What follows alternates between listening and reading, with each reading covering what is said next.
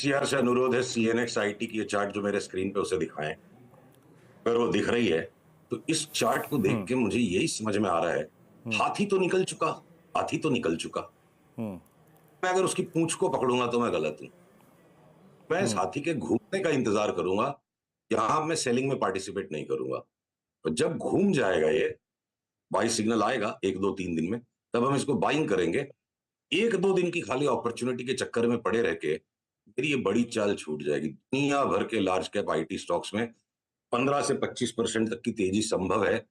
भले ही निफ्टी 22,000 नहीं टूटे और 23,000 तक ही जाएगी, खाली निफ्टी 5% बढ़ेगा। तो मुझे लगता है the out performing sector large cap stocks में अगर आईटी स्टॉक्स के होने की संभावना है, तो मैं बीते 3 महीनों की खबर को सुन के और आज के माहौल को देख करके हाथी निकलने के बाद पूंछ को पकड़ने वाली गलती नहीं करूंगा। हम इंतजार में, हम इनको लेंगे।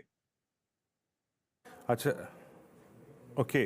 अच्छा सुशील जी, आपने क्योंकि अपने लास्ट 2 इंटरेक्शंस में मेटल्स पे शॉर्ट की बात कही थी, अभी आपका सेंस मेटल्स पे क्या कह रहा है? क्योंकि मेटल्स में हमने एक बहुत अच्छा बड़ा मूव देखा, तो इसको आप कैसे हैंडल कर रहे हैं आप, और आपका आउटलुक क्या है मेटल्स पे इस वक्त? देखिए, अगर अगर अगर अगर लंबी अवधि की चाल बननी है मेटल्स और पिछले 4 दिन में निफ्टी के अनुपात में बस इतना ही घटा, मान लीजिए मैं टाटा स्टील की चार्ट को एक उदाहरण दूं, तो इसका इतना बड़ा लॉन्ग टर्म अप ट्रेंड आने के बाद मोमेंटम खत्म हो चुका है, जो आरएसआई कहीं जा नहीं रही है, अप ट्रेंड लाइन टूट गई है। तो चाहे निफ्टी वापस 23,000 भी हो जाएगी, और हमें लगता है हो जाएगी, हम मेटल्स नहीं लेंगे। अगर हमारी शॉर्ट सेल ट्रेड्स को बीच बीच में हमें स्टॉप लॉस करना पड़ा, टेक प्रॉफिट करना पड़ा, क्योंकि देखिए 200 स्टॉक्स है, सबके ऊपर हर वक्त एक व्यू रखना और एकदम से सबको ट्रैक करना असंभव है। तो जिनकी चाल पूरी लगती है हो गई है अप ट्रेंड में, तब उन्हें जब जब हमें सेल सिग्नल मिलेगा बेचेंगे। यहाँ ग्रेवस्टोन दोजी बना था टाटा स्टील में, अप ट्रेंड लाइन टूटी, यहाँ बेच दिया। अब अगर ये यहाँ पे अगर फ्लक्चुएशन कर रहा है, मेरा स्टॉप लॉस 166 का है, 166.50 के ऊपर गया, हम टाटा स्टील काट लेंगे। नहीं गया, कोई गारंटी नहीं कि निफ्टी 1,000 पॉइंट बढ़ेगी तो टाटा स्टील को बढ़ना पड़ेगा।